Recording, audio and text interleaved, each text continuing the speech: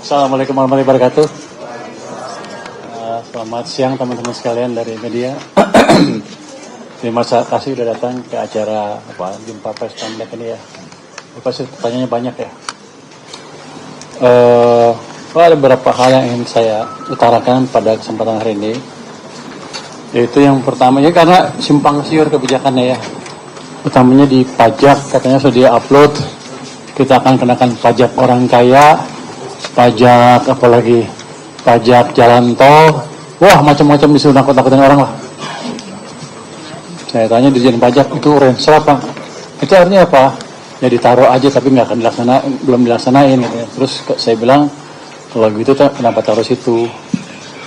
Jadi posisi kita nggak berubah bahwa kita tidak akan menaikkan pajak tambahan sampai ekonominya dipandang cukup baik dan daya beli masyarakat sudah cukup kuat. Tapi itu patokan utamanya. Dari pajak orang kaya, kayaknya saya nggak tahu. Hanya sih saya baru dengar kemarin malah. Terus pajak jalan tol juga sama. Itu rencana jangka panjang yang dibuat sebelumnya. Even Pak Sekjen yang ini tidak merekomendasikan itu ditaruh di homepage ya.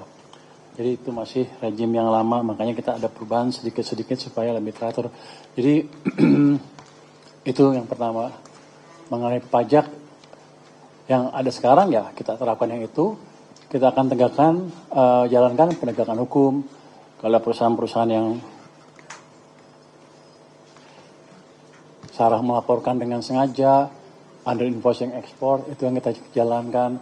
Terus perusahaan-perusahaan baja yang saya bilang itu menjalankan bisnis dengan nggak benar, banyak perusahaan juga, perusahaan bangunan juga ada, kita akan kejar lagi. Baru dikejar 2, rupanya belum cukup tegas tindakannya. Saya dapat laporan perusahaan-perusahaan baja yang 40 yang menjalankan bisnis dengan tanpa membayar pajak semestinya, itu masih jalan seperti biasa, business as usual. Sepertinya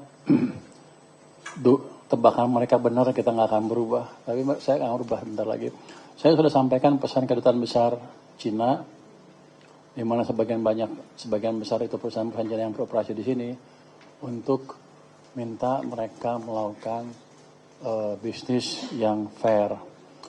Tapi kalau kita lihat belum jalan, ya udah kita kejar dan gebuk lagi sebentar, dalam waktu nggak terlalu lama saya akan kejar lagi, saya akan datang ke sana. Terus masalah rotasi eselon 1 ya, ada yang nanya ya katanya. Rotasi eselon 1 saja.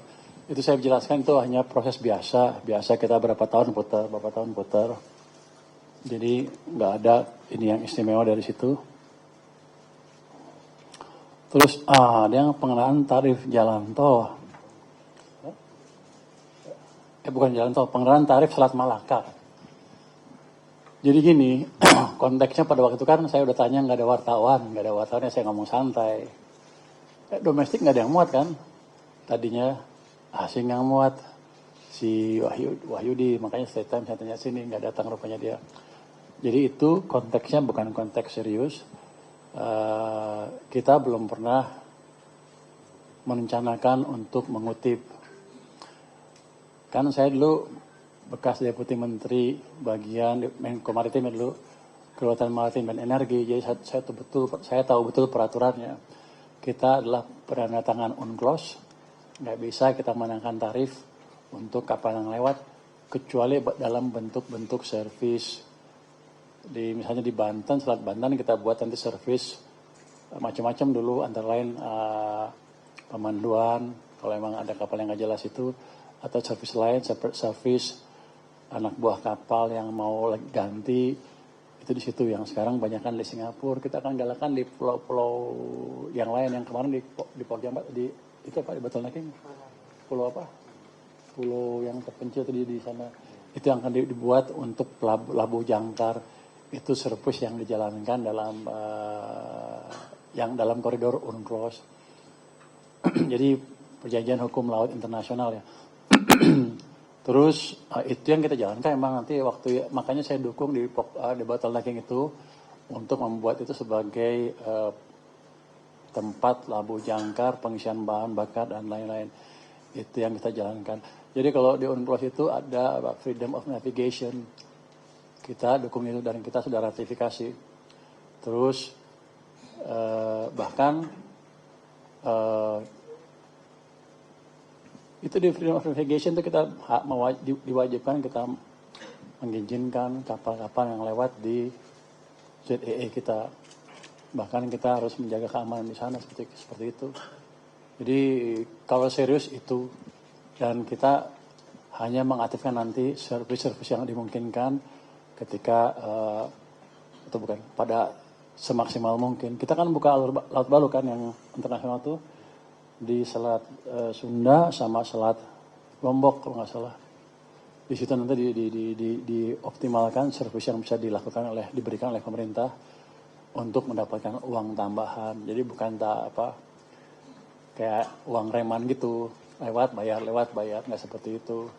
Kalau Iran dan Amerika kan bukan penandatangan UNCLOS, tapi itu kalau mereka bisa gitu kasarannya itu bercandanya, apa yang lain nggak bisa. Tapi jangan membuat Iran sama Amerika ya.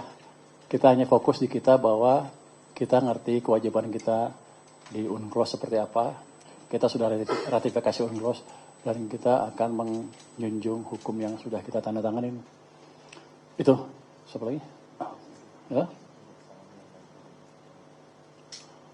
Indeks saham naik turun. Terus, saya isu dana negara yang tertinggal 120 triliun katanya.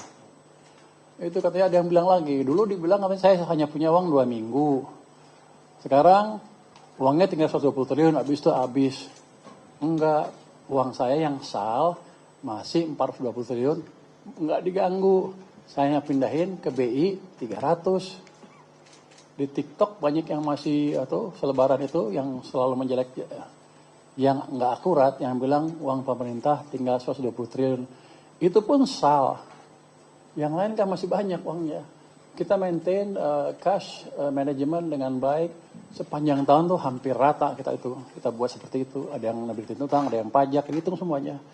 Jadi cash management kita sudah cukup baik. Yang sudah baik malah. Yang 300 kita masukin ke perbankan supaya ada tambahan likuiditas supaya ekonominya bisa berjalan. Itu yang disebut kuasai, saya sebut kalau di luar negeri sana saya sebut kuasai monetary policy. Orang-orang di luar sana agak kaget juga kita bisa itu. Itu jadi nggak usah takut dengan APBN pemerintah masih cukup dan uang kita masih banyak. Dan yang salah itu malah belum disentuh sama sekali. Hanya saya pindahin aja untuk dorong perekonomian. Gimana caranya ya kata saya taruh di bank. Itu kan seperti orang melakukan menaruh deposito kan. Nah banknya akan menyalurkan uangnya kan. Kalau dia nggak salurkan, dia akan bayar bunga ke saya, rugi dia. Itu negatif carry, negatif lah cost-nya buat mereka. Dia dulu biasanya taruh di BI atau di sistem perekonomian dipinjamkan. Yang BI kan agak dibatasin sekarang, jadi harusnya masuknya ke ekonomi. Itu yang menunjang pertumbuhan ekonomi selama beberapa bulan terakhir. Tapi uangnya nggak habis, masih deposito saya. Itu smart move sebetulnya. Jalan ekonomi tanpa biaya tambahan kira-kira. Tanpa biaya tambahan yang dari sal itu.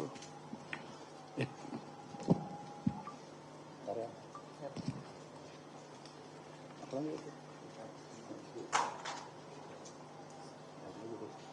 Bisa menjawab.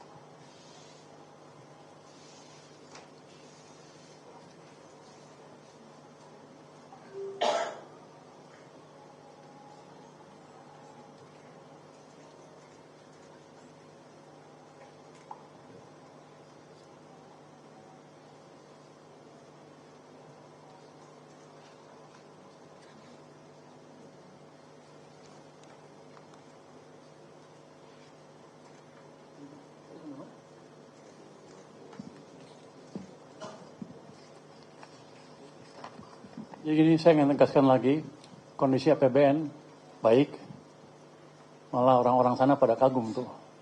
Jadi investor tuh udah nggak menanyakan lagi di sana masalah defisit dan lain-lain, clear kata mereka. Jadi bule-bule itu bilang clear, investor-investor besar. IMF World Bank juga sama, tidak menanyakan itu lagi. Hanya kritiknya adalah gini, salah satu mereka ngomong bebas ke umum ya. Jangan sampai Anda melakukan subsidi yang cost-nya tidak terkendali dan besar sekali. Itu ngomongnya ke umum. Tapi saya yakin ada sedikit diarahkan ke saya kan. Saya bilang jawab juga, tapi yang kita subsidi adalah yang memang betul-betul membutuhkan untuk orang-orang yang ekonominya kuat, tidak kita subsidi dan sudah kita umumkan akan dinaikkan pada waktu di sana ya, kan dinaikkan sekarang kan, yang di sini agak ribut. Jadi itu memperkuat pandangan luar bahwa kita manage anggaran dengan benar, bukan hanya jor-joran subsidi tanpa batas, tapi kita batasi untuk orang-orang yang memang benar-benar mampu. Yang benar-benar tidak mampu. Jadi itu setelah jawab itu mereka diam, oke. Berarti anggaran kita sekian, subsidinya sekian, dan dipatok dengan hitungan $100 per barrel, defisitnya paling sekian. Jadi nggak ada pertanyaan lagi mereka. Mereka nanya dari mana nutupnya segala macam. Sudah kita jelaskan seperti yang kita jelaskan ke teman-teman selama ini. Jadi kuncinya saya bilang ke mereka di ini juga di IMF World Bank meeting ya. Jadi rahasia kekuatan Indonesia kenapa bisa tahan dalam keadaan yang tidak pasti ini? Karena kita sudah lakukan reformasi sebelum krisis minyak dunia ini datang.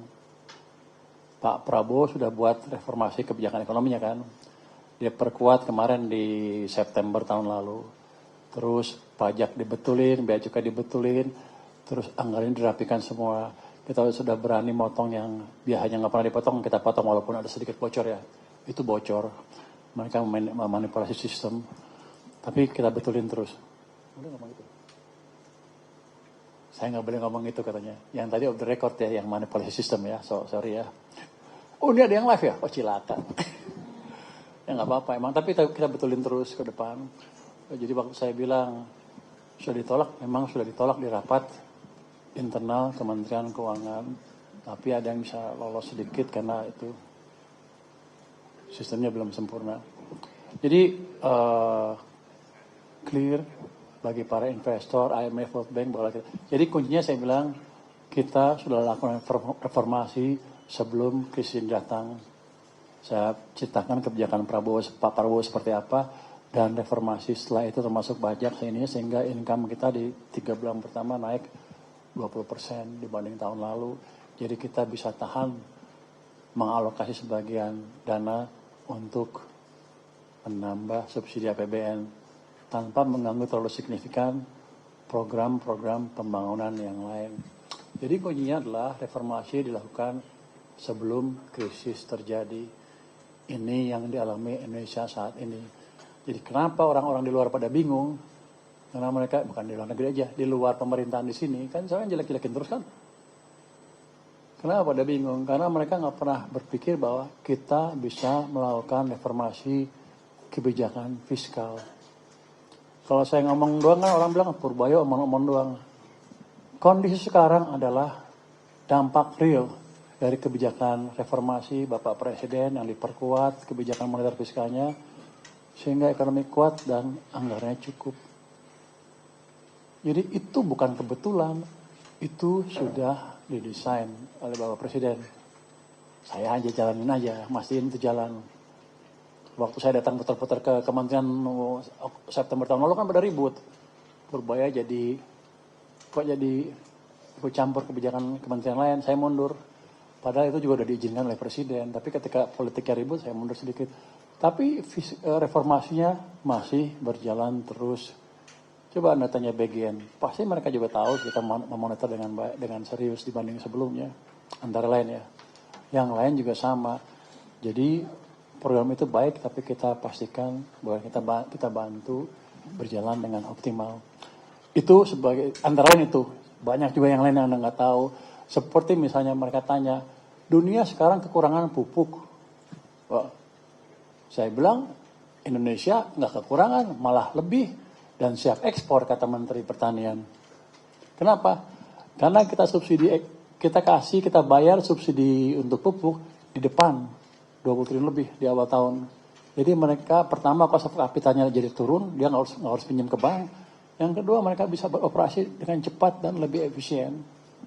Kalau punya duit kan gampang, beli ini beli itu sehingga kita sekarang produksinya kata Menteri Pertanian sudah tinggi dan bahkan siap ekspor ketika dunia lagi pusing nih pupuk. Orang kan kita mikirnya BBM aja. Tapi di kancah World Bank IMF disebutkan pupuk. Kalau saya bilang ya kita harus, kalau nggak salah di World Bank apa IMF ditanya itu pupuk. Saya bilang kita udah bayar subsidi depan sehingga perusahaannya lebih efisien dan mereka siap berproduksi dan sekarang kita siap ekspor. Itu kejutan yang mungkin sebagian orang di luar pemerintah nggak tahu dan mungkin dampaknya gitu-gitu aja. Tapi dampaknya clear, kita pertanian jadi kuat kan. Dunia lagi sibuk nih pupuk. Terus untuk BBM juga sama. Kenapa Pertamina nggak pusing-pusing cari duit? Duitnya udah ada. Sekarang kita rubah pembayaran subsidi dan kompensasi kan. Yang setiap bulan subsidi dibayar terus. Yang kompensasi kita bayar 70% setiap bulan. Jadi kondisi finansial Pertamina dalam keadaan yang baik. Dia nggak ragu untuk beli sana beli sini. Ini hitungan saya ya. Jadi supply-nya bisa disecure. Itu reformasi sebelum krisis itu datang kan. Reformasi yang kita lakukan karena kritik dari masukan dari DPR, juga perintah Bapak Presiden.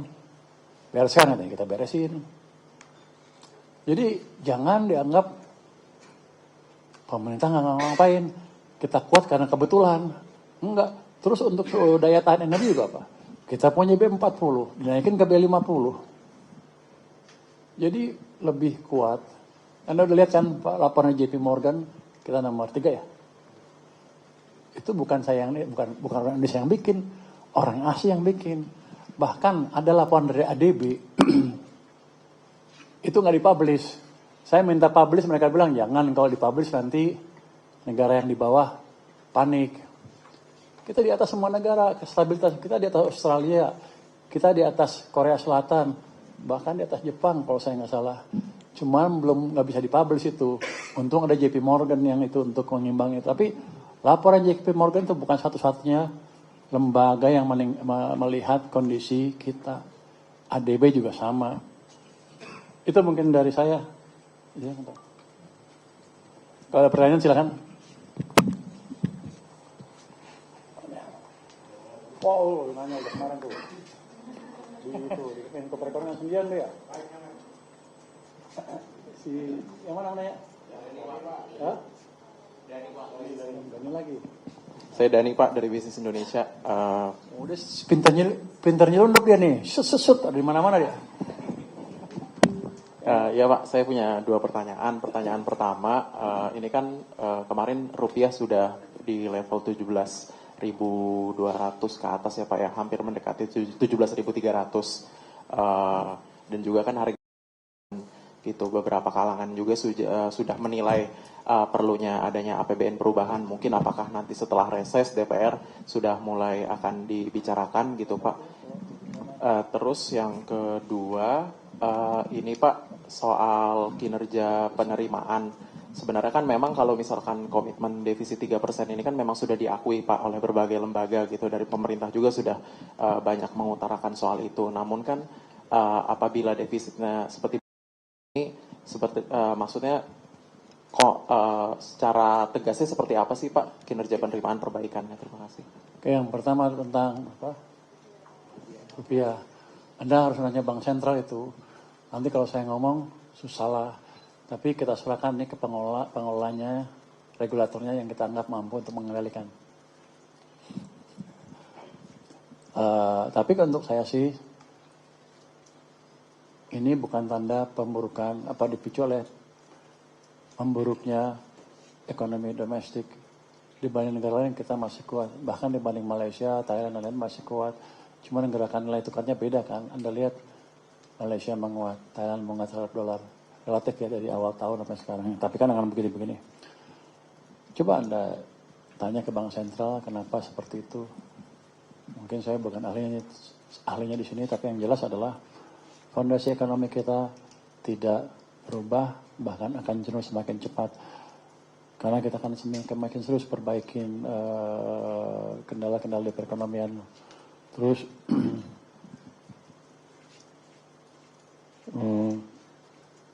bentar lah. Ya.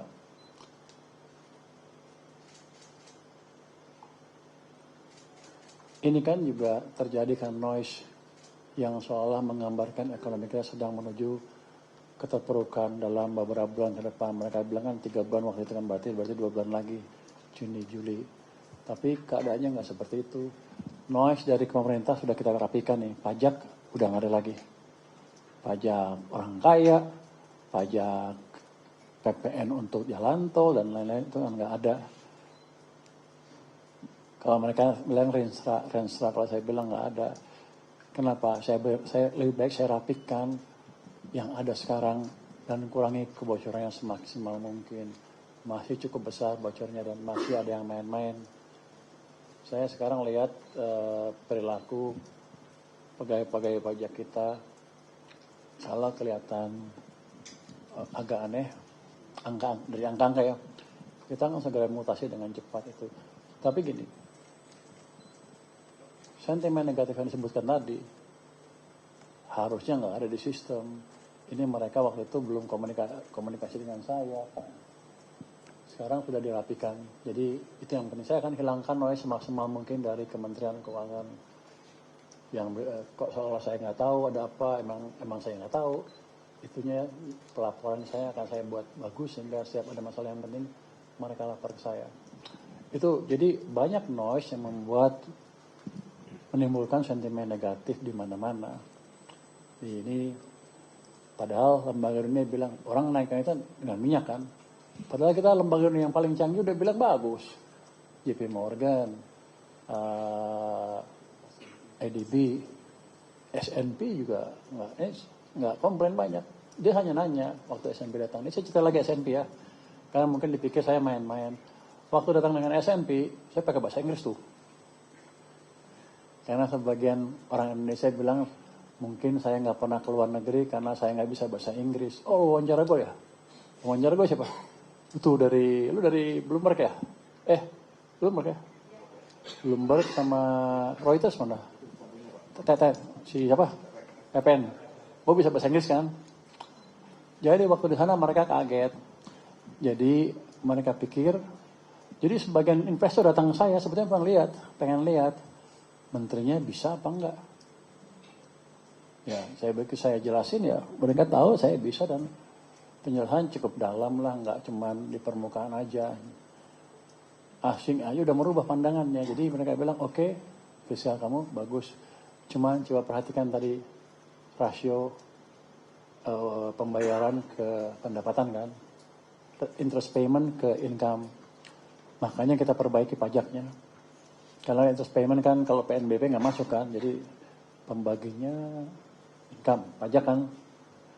Saya kan perkuat perpajakannya.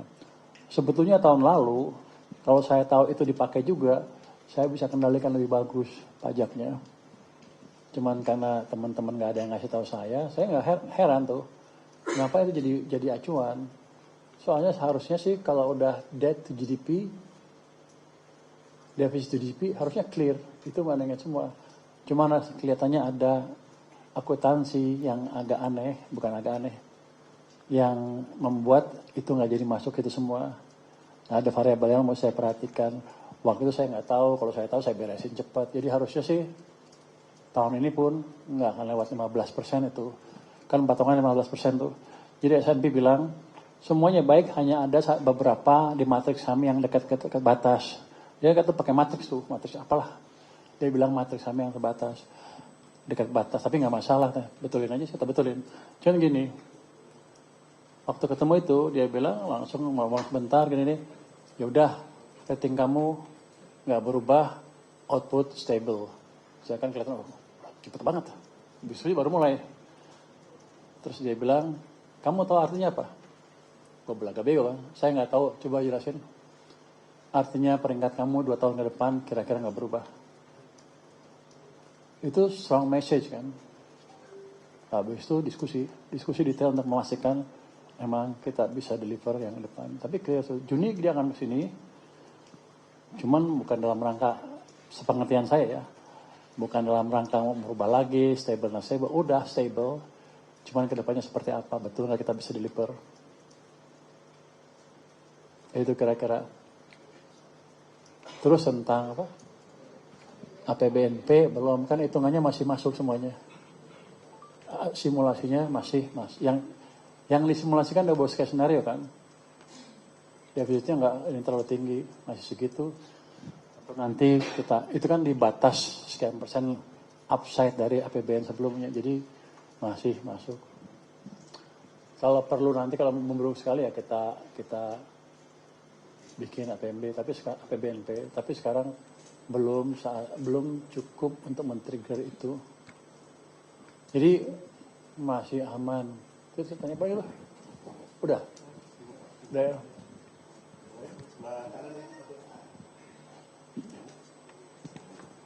Itu belum berteknis saudara. Lu apa? Oh, itu boleh. Ini mana nih?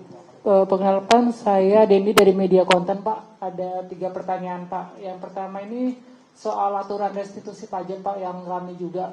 Saat ini kan ada aturan baru restitusi pajak yang sedang diharmonisasi ya, Pak. Nah, ini apakah nanti aturan itu akan memperketat hak wajib pajak, jadi nggak semua orang bisa menerima pengembalian pajak atau seperti apa, Pak? Karena kan di DPR Pak Purbaya juga pernah bilang kalau pengajuan restitusi pajak di awal tahun itu udah 300 triliun, Pak. 300 belum lah. Udah, Pak, ada sekarang, di DPR pengajuannya. Pengajuan mungkin. Jadi gini, restitusi itu nanti dilihat dengan lebih seksama. Karena saya juga tahun lalu banyak yang bocor, makanya santai. Karena ketahuilah ada rate rupanya restitusi itu. Jadi kita tujuannya membuat aturan supaya semuanya fair. Misalnya kalau industri batu bara bayar PPN di restitusi, dan jangan sampai yang dibayar ke Bali, yang saya bayar ke sana lebih tinggi daripada yang saya terima dari sana, kan tekor. Bahkan ada yang bilang ekspornya belum keluar aja restitusi udah keluar, jadi saya dirampok. Itu yang saya mau kendalikan, dan saya pastikan nanti di orang-orang pajak nggak bisa bermain lagi di situ. Jadi kalau ada tempat pajak yang restitusi kekencengan dan kita investigasi ada masalah, otomatis langsung saya pindahin kepalanya. Saya nggak, oleh pegawai ini nggak bisa pecat sih. Saya pecat kalau bisa, tapi nggak bisa. Paling bisa digeser ke tempat yang sepi. Nonjob bisa? Dulu nggak bisa. Bisa. Wah, sekjen yang baru bisa nonjob nih. Sekjen yang lama nggak bisa nonjob. Hanya boleh dipindah. Yakin lo bisa nonjob? Oh, ya itu pesannya. Kalau macam-macam kita nonjob. Oh, lo Bapak, ada peraturan berubah nggak? Kok bisa? Bener loh. Kalau yang lama bilangnya gini, saya tidak boleh menonjobkan, harus dipindah doang ke tempat lain karena peraturannya. Saya cek ke Pan RB juga katanya begitu. Tapi yang baru bilang boleh dinonjobkan. Perintah presiden juga gitu. Kalau perlu katanya, kalau emang ini ya nonjobkan, kasih gaji, suruh tinggal di rumah. Lebih kecil lossnya untuk kita. Cuman kemarin nggak bisa, sekarang bisa. Lu kok berani loh? Serius loh. Sekarang saya bisa kerjakan itu, dan saya akan kerjakan. Baik Pak, izin ada 2 pertanyaan lagi Pak. Belum lama ini kan Pak Purbaya bilang arah pemerintah saat ini udah masuk dalam mode bertahan atau survival ya Pak. Mungkin bisa dijelaskan ini maksudnya seperti apa ya Pak? Terus dengan mode sebelumnya seperti apa? Itu kan kalau di dalam itu disebut ya, yang presiden apa?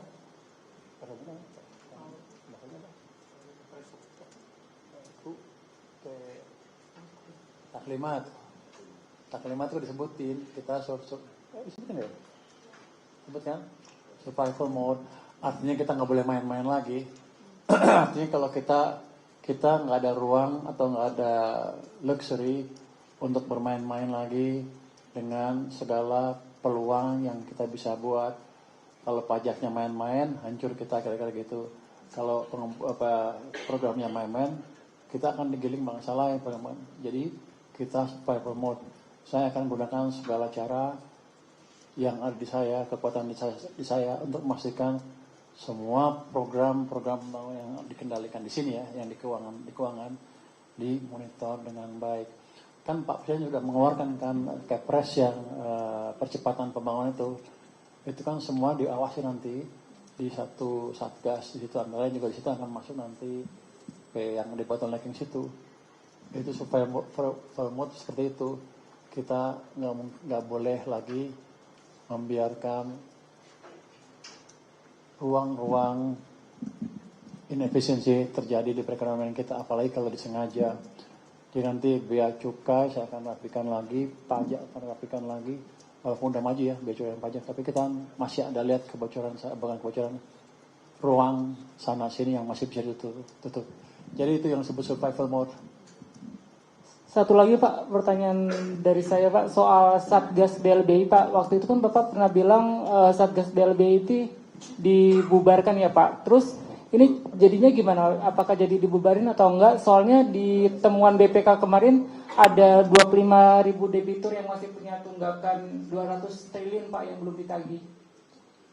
Jadi Satgas BLBI kan habis tahun lalu ya, Desember 2024 malah, lama. Jadi udah nggak ada ini, cuman masih ada namanya berkeliaran sana sini kan. Saya mau rapikan nanti dalam waktu dekat, cuman kan pejabat di sananya mau pensiun. Di tempat saya tuh, Pak Rio mau pensiun bentar lagi. Jadi kalau diskusi dengan dia nanti yang masuk bingung lagi. Jadi saya akan rapikan nanti bareng dengan pejabat yang baru di sana. Kalau masih banyak uangnya kita kejar. Tapi saya nggak mau cuma ribut-ribut, nggak ada duitnya. Cuman ceritakan noise lagi yang bisa mengenai pasar modal tuh. Kan begitu orang kaya sentuh dikit kabur dia. Tapi kalau memang betul-betul case-nya clear, kita kejar. Jadi bukan untuk sekedar meres-meres aja, bukan itu mungkin. Nanti saya lihat begitu pejabat baru masuk. Sekarang Pak Rio pikirnya udah mau libur terus soalnya. Saya suruh perpanjang nggak mau dia. Nah, minggu depan hari ini udah libur ya. Pergi kemana? Kayak gitu. Semangat pensiun dia. Oke ya, sebelah kanan sekarang. Belakang. Row kedua deh. Row kedua belakangnya Dani. Wah, dia lagi si Teter. Itu dulu aja Dani, Pak. Belakang. Siang Pak Denny dari Jakarta Post, mau nanya soal update penyesuaian royalti dan bea keluar batu bara dan nikel Pak, udah ada update atau belum? Terus yang kedua soal rupiah Pak, Bapak kan selalu ngelempar ke BI ya Pak ya, dan memang betul ada faktor global gitu, kayak mainly kemarin faktor global, cuma kan kayak Indonesia itu paling dalam ya Pak pelemahannya kemarin, dan kayak maksudnya setelah saya tanya ke pakar, ke ekonom, kayak banyak yang bilang kayak itu tuh nggak komplit kalau misalkan cuma bilang global gitu, kayak karena seberapa dalamnya itu dipengaruhi oleh faktor domestik gitu kan, kayak misalkan dari fiscal concern, kayak ada potensi pembengkakan subsidi dan kompensasi energi gitu, dan resiko premium gitu Pak. Ya boleh tolong di-address ya, terima kasih. Bukan itu antara rupiah itu dipengaruhi kondisi global dan ekspektasi. Noise yang disebutin di dalam negeri itu yang membentuk ekspektasi. Jadi kita mesti mengendalikan ekspektasinya sebetulnya. Cuman itu bukan urusan saya, bukan daerah saya. Jadi saya nggak bisa masuk sana. Cuman ketika di luar negeri juga ada yang nanya saya iseng. Kamu rupiahnya dilemahin sengaja ya? Dalam ilmu moneter, ilmu exchange rate, dunia exchange rate, itu ada yang disebut beggar thy neighbor policy untuk nilai tukar. Jadi satu negara sengaja memperlemah nilai tukarnya supaya negara partner dagangnya susah berkompetisi dengan kita. Kalau Anda baca kan Malaysia komplain, kan Singapura juga Malaysia yang komplain. Kita sengaja, gue baca di mana di TikTok. kita sengaja memperlemah nilai tukar. Akibatnya barang-barang mereka kalah bersaing. Itu ya. Saya bilang nggak begitu. Ini kita jalankan sesuai dengan fundamental yang ada. Tapi dalam jangka pendek kan ada negatif sentimen ketika itu. Ekspektasi negatif terbentuk karena banyak yang bilang kita akan jatuh, rupiah akan menuju berapa level yang lebih lemah lagi. Tapi saya bilang sih, kalau fundamentalnya kuat seperti ini, untuk membaliknya tidak terlalu rumit. Nanti saya diadu dengan BI ini. Itu kan. Royalty masih sedang dibicarakan. Jadi untuk saya bukan level bunga, level rate yang penting. Untuk saya begitu itu bisa barang bisa ada biaya ekspornya, biaya cukai bisa masuk sehingga saya tidak dituduh. Saya bisa memeriksa barang-barang itu sebelum barang itu dikirim keluar sehingga praktek under invoicing bisa dihilangkan semaksimal mungkin. Itu untuk royaltinya masih didiskusikan. Mungkin sebentar lagi diumumkan oleh Menteri ESDM.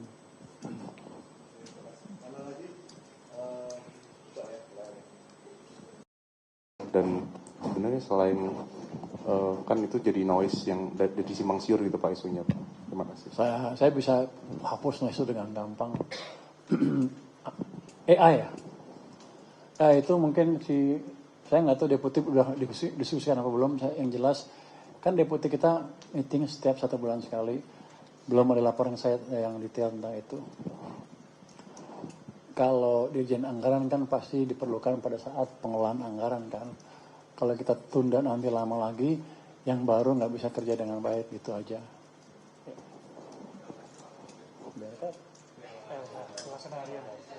Pak Darto tadi saya nggak datang ya? Mana dia Pak Darto? Pak Darto, ini anggaran Pak Sudarto untuk DJ Chef Pak Ferry. Mana? Emang belum ngomong keluar. Oh sudah. Udah itu orang-orang Pak Dato juga PhD dari mana? Dia lama di anggaran, dia di Jepang dan PhD-nya di Australia. Economics, ekonomi ya. Pak Ferry itu di Jepang, masternya, doktornya di Colorado Economics. Yaitu orang-orang kuat di Departemen Keuangan yang memang saatnya dinaikkan, udah cukup lama di sini. Oke, lanjutkan. Oke, sebelah kanan perempuan ya, belum dengar suara perempuan. Grace boleh Pak? Dari Bloomberg. Silahkan. Pepen jadi nggak ditanya sih Pen lu jadi nggak ditunjuk Pen. Karena perempuan dulu Pak. Iya Pak, satu pertanyaan aja Pak, 1A, 1B deh Pak. 1A. Jadi dibayar sesuai dengan tagihan dia, begitu masuk dibayar, begitu masuk bayar gitu. Iya, kan memang kan sekarang kan per bulan Pak. Nah artinya apakah Februari, Maret itu sudah atau belum? Harusnya sudah. Yang kedua Pak, 1B terkait kompensasi juga soalnya. Jadi PLN udah lapor ke saya, nggak ada masalah tahun ini, lancar-lancar. Hanya ada yang tahun lalu yang belum, masih kita diskusikan. Karena mesti tunggu laporan BPK kalau nggak salah. Hanya itu aja dia minta percepat. Saya bilang itu laporannya keluar ya kita beresin. Tapi yang tahun ini nggak ada masalah. Saya ketemu dirutnya udah nggak ada masalah dia bilang. Untuk Pertamina dan PLN ya dua-duanya ya Pak. Iya. Artinya ke depan juga pemerintah masih berkomitmen untuk akan membayarkan kompensasi setiap bulan yang 70% itu, atau ada nggak sih Pak kondisi di mana mungkin mengingat kondisi lagi seperti ini apabila anggaran misalnya mengalami cash flow yang sulit gitu misalnya, ada opsi nggak sih Pak untuk salah satunya menahan kompensasi atau akan tetap dibayarkan setiap bulan? Asumsi Anda aneh. Berarti Anda menganggap ekonominya lagi melambat dengan signifikan ya sekarang. Karena noise dari global itu. Kalau kita lihat masih bagus ekonominya. Ada yang bilang saya akan ke saya ya. Dari luar yang bukan dari keuangan. Sengaja saya pakai orang luar. Dia bilang masih akan kuat sampai triwulan kedua. Triwulan ketiga mungkin angkanya belum masuk. Tapi kita dorong terus. Jadi harusnya pendapatan pajak kita nggak ada konflik sampai sekarang. Seingat saya. Dan Dirjen Pajak nggak ada laporan masalah. Jadi kita akan bayar kewajiban kita sesuai dengan yang sudah diputuskan. Dan itu kan sudah saya laporkan ke DPR juga. Nanti kalau saya nggak jalankan nanti Kalau ke DPR saya susah. Pada dasarnya kita akan pegang komitmen itu karena ini kan memperkuat finansial PLN dan Pertamina juga. Sehingga Pertamina bisa belanja gitu dengan santai, nggak pusing-pusing cari uang sana sini, nggak cari pinjaman. Itu ya dampak reformasi yang kita buat. Bukan saya sendiri yang buat kan, ada masukan DPR, ada masukan yang lain. Cuman sebelumnya nggak ditanganin, sekarang kita ini aja supaya tidak ada entity bisnis yang terganggu ketika dia menjalankan kebijakan yang diminta oleh pemerintah. Oke, terima kasih Pak. Sebelah kanan perempuan, Miss Francisca ya, Bloomberg Teknos. Pak, satu pertanyaan aja, 1A, 1B.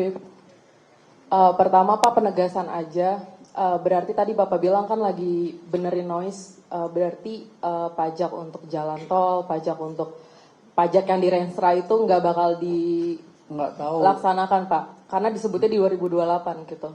Ini kan saya udah janji kita akan naikkan pajak atau kenakan pajak baru ketika kondisi memungkinkan. Kita melakukan kebijakan counter cyclical. Percuma kalau saya naikin pajak, orang kaya, pajak tol, pajak itu naikin tarifnya, terus orang-orang pada berhenti bisnis, pajaknya akan turun, ekonomi susah, rugi saya. Kan Bapak 6% itu di akhir ya Pak ya, berarti ya 2026 ini belum ya Pak ya? Kita lihat ini seperti apa. Tapi yang tol, saya nggak pernah tahu, baru tahu kemarin. Tapi dokumen ditandatanganin Bapak, Oh, saya tanda-tangan elektronik ada loh Pak. oh berarti mereka ngasih tahu saya. Pak udah aman gitu. Ya udah deh. Atau kalau lagi saya lagi sakit, Pak udah aman. Nggak gini. Filosofinya seperti itu. Nggak akan berubah itu. Pak, satu lagi Pak soal... Kalau perlu tambah subsidi. Kalau ekonomi jatuh, tapi kalau ini lagi ini kita biarin dulu bernapas ekonominya, kita optimalkan yang ada dulu. Oke Pak, satu lagi soal Bapak kan kemarin juga udah ketemu sama asosiasi kendaraan listrik ya Pak. Soal subsidi motor listrik ini gimana Pak? Katanya bakal dikasih apa tahun ini Pak? Yang tanda tangan bukan saya katanya, Dirjen Pajak tuh. Tanda tangan ada elektroniknya gitu Pak. Gue Dirjen Pajak ke gue kali. Di kirinya kan Untuk apa? Bukan. Kamu dapat dari mana? Ini bukan nih katanya. dikirain Bapak juga mengetahui hal Di itu mana? itu. Guanya di mana? Yang jelas saya nggak tahu, kita beresin dah. Ini saya tegaskan lagi sekarang, itu nggak ada. Oke. Pak, soal subsidi motor listrik katanya kan bakal ada tahun ini Pak. Bapak kemarin kan udah ketemu juga sama asosiasi Siapa? Gaikindo ya. Kendaraan listrik. Kendaraan listrik kan yang digeser itu tidak menambah beban pabrikannya, sama sebetulnya, cuman tempatnya geser dikit. Jadi kendaraan listrik nggak ada ini tambahan sebetulnya secara net ya. Cuman tempatnya geser dikit di pajak apa, tapi total yang dibayar mereka sama, nggak ada perubahan. Kira-kira begitu. Terus yang motor listrik, kan ada program, nanti ada pemikiran untuk mengganti semua motor yang ada di sini, itu berapa? Pas 20 juta motor, kan kebanyakan. Kalau saya sih, saya mengusulkan kita kasih yang baru dulu. Yang per tahun tuh 6 juta motor, penjualan motor kan. Kita akan, tapi nggak semua sekaligus, kita lihat bertahap. Tapi yang baru akan kita coba buat programnya. Berarti bakal Masih dikasih. saya diskusikan sedang berdiskusi dengan Menteri Perindustrian. Udah belum ketemu minggu depan kali, tapi saya sudah diskusi dengan Pak Erlangga juga, dia setuju dengan jumlahnya nanti atur kan. Saya sudah minta tanggapan Pak Presiden juga, beliau sudah memberi petunjuk jalankan kalau anggarannya ada. Oh berarti bakal ada ya Pak ya? Iya, Tahun ini ya Pak? tahun ini. Yang nggak semuanya bertahap lah.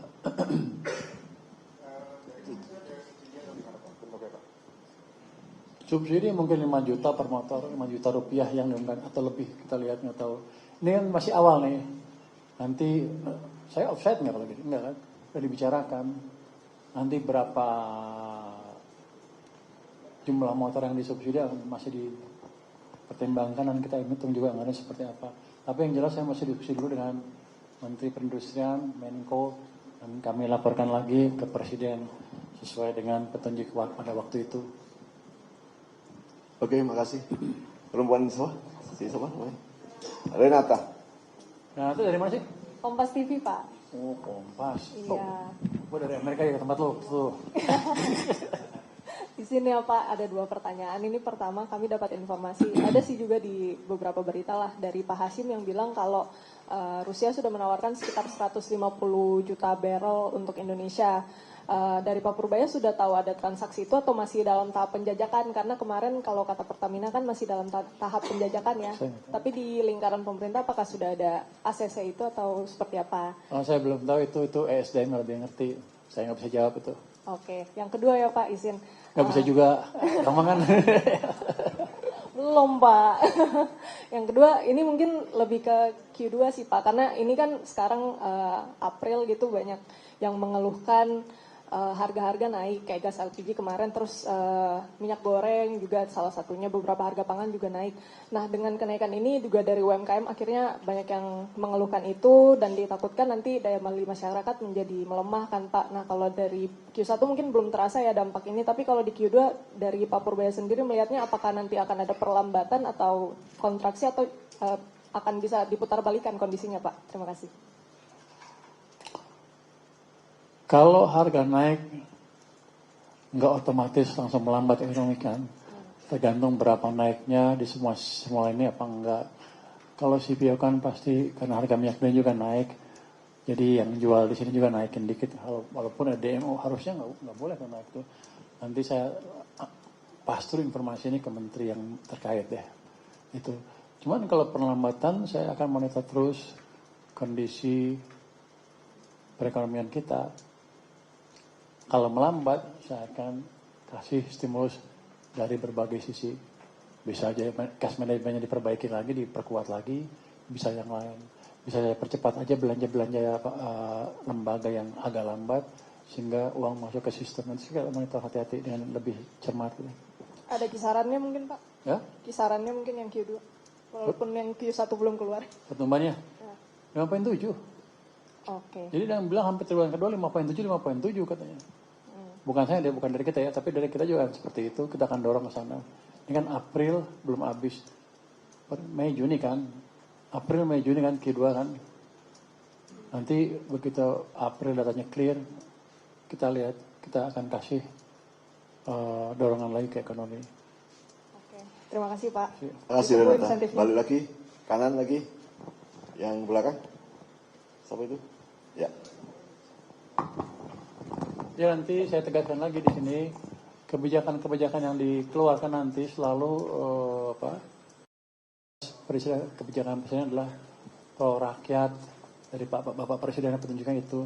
Jadi kita akan optimalkan semua kebijakan yang di kementerian kami dan kementerian yang lain ke arah sana. Dalam pengertian kalau ada program yang pro rakyat nggak jalan, kita dorong supaya cepat. Kalau macet juga kita masukin ke tim Satgas itu biar lebih cepat ekonomi jalan.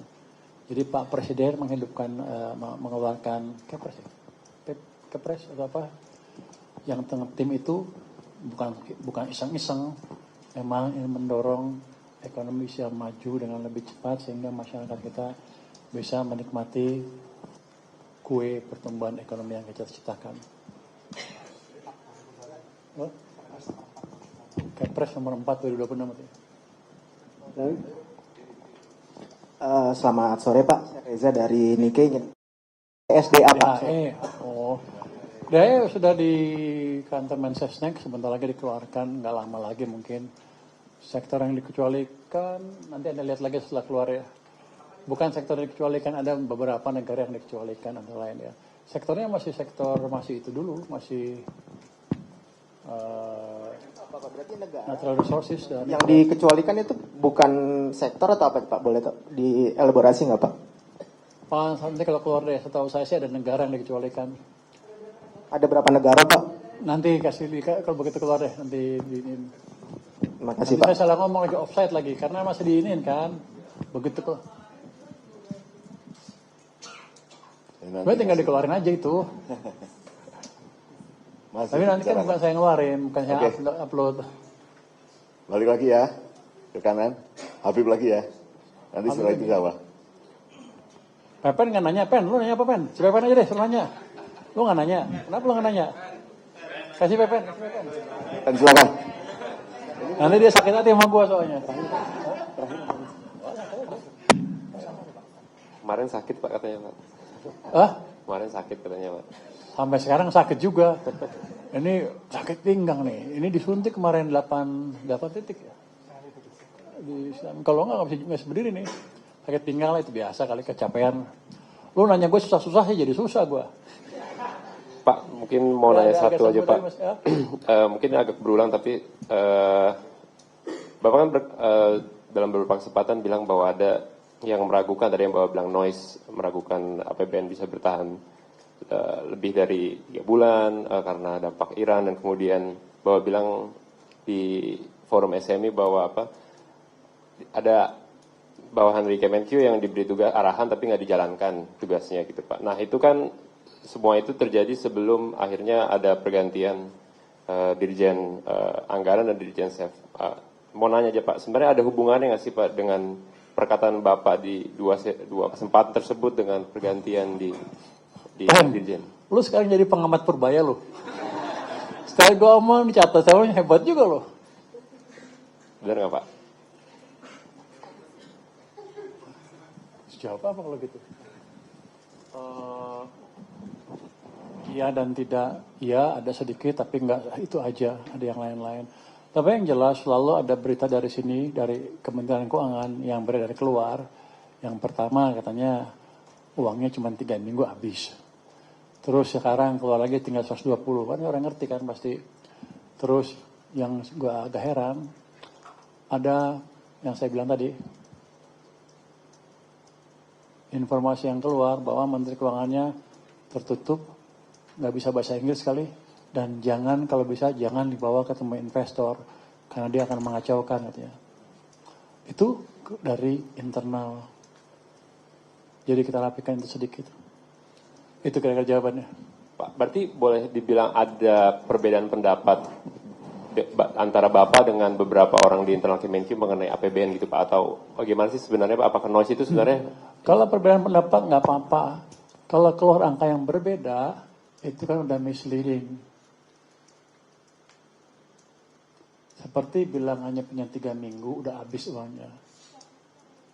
Oh itu rahasia, lo pengen tahu aja lo. Nggak tahu. Nggak, beberapa sumber kira-kira begitu. Kalau beda pendapat nggak apa-apa. Kita kalau beda pendapat boleh loh di keuangan. Marah-marah mereka ini, nggak apa-apa. Jangan ketika ada misinformasi seperti itu, kan meruntuhkan kredibilitas pemerintah juga. Jadi mesti kita rapikan. Itu aja. Anda tebak lagi ntar, si Purbaya ngomongnya berarti ini. Wah, jangan-jangan di kamarnya ada Purbaya ngomong apa, ini kemana. Kayak di film-film. Nggak ada kan, Pen? Nggak. Kita biasa aja, cuma noise kita berhentiin gitu aja. Jadi nggak complicated banget. Masih ada pertanyaan? Berarti nggak ada hubungannya Pak? Ya? Berarti nggak ada hubungannya dengan pergantian? Mungkin ada sedikit. Pepen mau parah. Ayo silakan, masih ada. Kita sampai. Oh iya dah. Perlu berapa menit lagi? 5 menit lagi ya Pak? 10 menit lagi. Bapak. 10 menit lagi ya, 10 menit. 10 menit ya, oke. Habib. Ayo siapa? Itu Pak, Habib Pak. Terima kasih Pak, saya Wildan dari DDTC News Pak. Mungkin ada 2 pertanyaan Pak. Pertama, Dewi apa? DDTC News Pak. DDC News. DDTC News. Iya Pak. Ada berapa orang di sini? 2 ya? Oh 1 Pak. 1 ya? Saya jawab.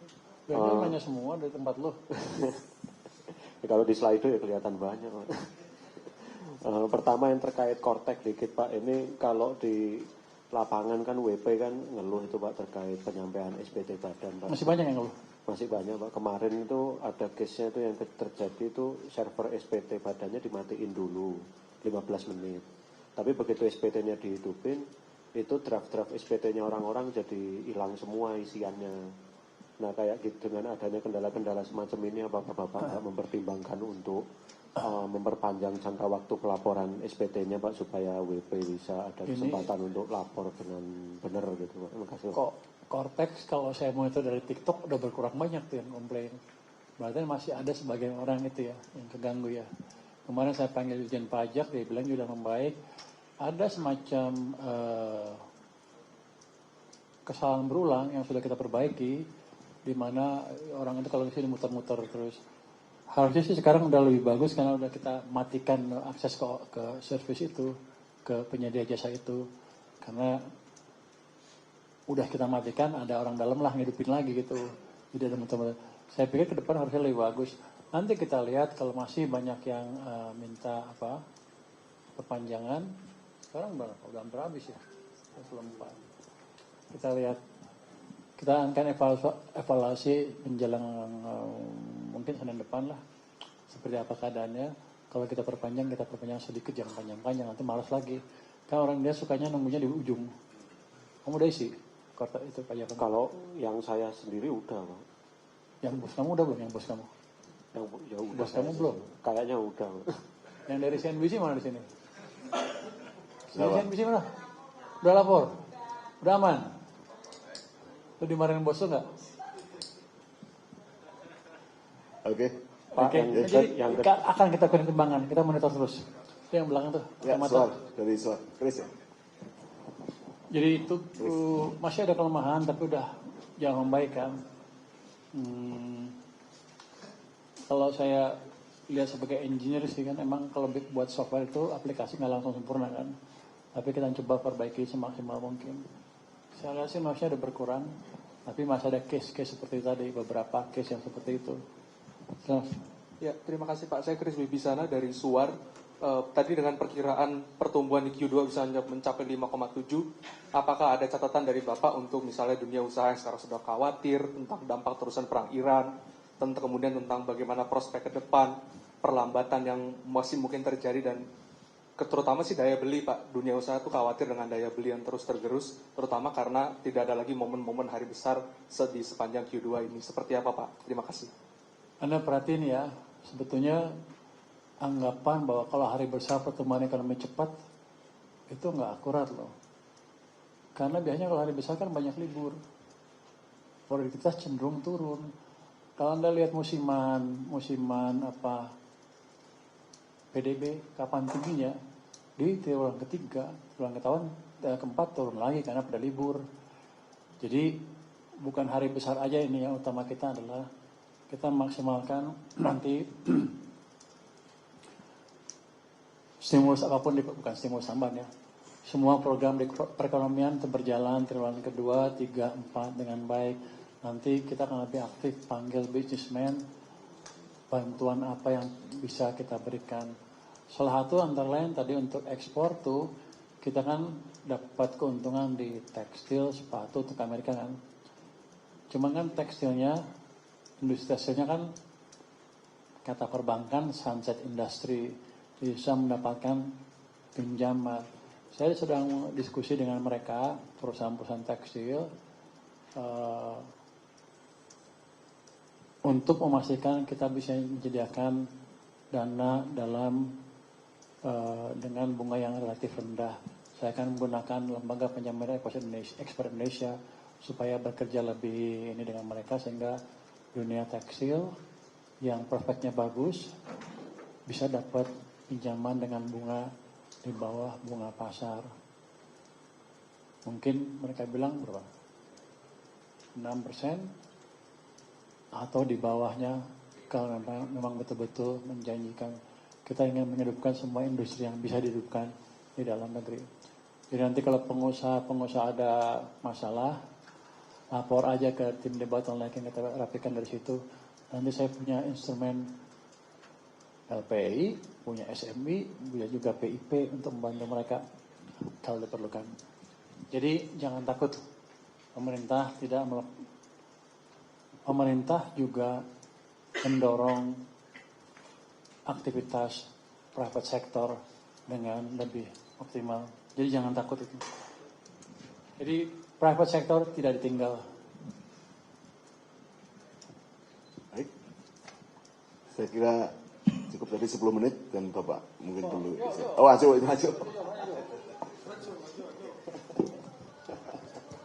Assalamualaikum warahmatullahi wabarakatuh. Selamat sore Pak Purbaya. Ajo dari Ainis Pak.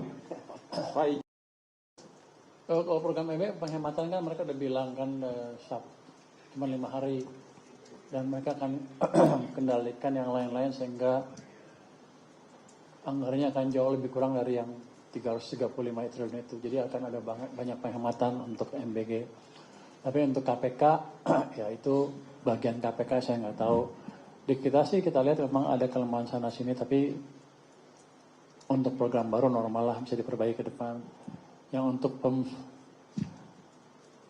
di kami juga akan kita perbaiki proses screening pembiayaannya sehingga nggak ada lagi program-program yang aneh yang dibiayain. Penghematan di situ ya. Huh? Ya udah jangan kira-kira gitulah. Kita nggak akan masuk ke MBG, kita mendukung MBG, cuman kita minta ke MBG supaya lebih efisien lah, itu aja kira-kira. Kita diskusi terus dengan kepala MBG. Jadi Mbak depan nih, CNBC nih. Iya. Udah bayar pajak kan lo? Karena dia udah bayar pajak kita kasih. Ya, terakhir ya, teman-teman. Selamat sore Pak, Zahwa dari CNBC. Untuk pertanyaan pertama mungkin terkait ini Pak, kan dengan adanya perang di Timur Tengah tuh ada beberapa komoditas yang ekspornya naik ya. Apakah dari Kemenkyu apakah udah ada hitungannya terkait potensi profit dari windfall tax komoditas-komoditas tersebut? Lalu yang kedua terkait kemarin perusahaan pengemplang pajak itu yang waktu awal kereta cepat itu apa namanya yang ditanggungkan ke APBN itu apakah sudah ada pembahasan tentang besarnya berapa dan skema pembayarannya seperti apa? Terima kasih. Oke, yang windfall profit kan sebetulnya sudah dihitung pada waktu kalau volume sama, segala sama, harganya naik kan udah dihitung pada waktu simulasi, anggaran itu di situ. Itu juga asumsi, nggak boleh. Nilai tukarnya udah tertentu, jadi kita nggak akan miss hitungannya. Terus, begini, global uncertainty bisa mengganggu semua ekonomi dunia kan. Cuman kontribusi domestic demand terhadap perekonomian kita 90%, yang 10% globalnya. Jadi saya bukannya belaga nggak peduli sama asing, peduli tapi kan kita nggak bisa apa-apa. Emang kita bisa berhentiin perang itu? Ya bisa kan? Jadi optimalkan hubungan kita dagang kita ke luar negeri dengan macam-macam dukungan. Tapi yang penting adalah domestik ekonominya dijaga. Itu modal kita untuk tumbuh tetap dengan baik tahun ini. Kalau yang pajak tuh pabrik baja ya. Itu kan dari mereka udah janji bayar tagihan pajak berapa ratus miliar kalau nggak salah. Sedang diproses. Tapi masih ada 40 lagi. Saya akan kerjakan lagi dalam waktu dekat. Jadi walaupun Duta Besar Cina udah bilang kami akan himbau mereka bekerja dengan ini, rupanya di lapangan tergantung duit. Kalau untung dia akan langgar terus, kalau nggak ada penindakan dia akan langgar terus. Jadi kita harus enforce dan kita tahu kok perusahaan yang mana aja. Jadi nanti saya akan bentuk tim khusus di pajak, bea cukai, di bawah langsung di bawah Irjen atau di bawah Sekjen untuk menjalankan itu. Jadi kalau dikasih ke orang pajak yang di situ aja sepertinya dilindungin juga itu kelihatannya. Ya. Kita beresin itu. Dan sebagian juga masih baru kan pejabatnya, jadi belum bisa diambil diminta pertanggungjawabannya. Kalau baru sebulan 2 bulan masih konsolidasi, tapi saya akan kejar itu. Untuk push sudah diputuskan, nanti tinggal tunggu pengumuman dari Bapak Presiden atau yang berundang di atas nanti seperti apa. Tapi case-nya udah clear seperti apa, action-nya sudah clear, dan saya sudah beritakan ke Menteri Keuangan Cina untuk disampaikan ke pimpinan di sana. Jadi Indonesia tidak pernah melanggar janji. Merpati tidak pernah ingkar janji ya. Gitulah kira-kira. Kita merpati. Enggak, itu kan kredibilitas kita di situ. Kalau kita sekali melanggar janji, ya kita nanti ke depannya susah. Itu aja. Baik, saya kira cukup ya teman-teman semua. Terima kasih kedatangannya, terima kasih Pak Menteri.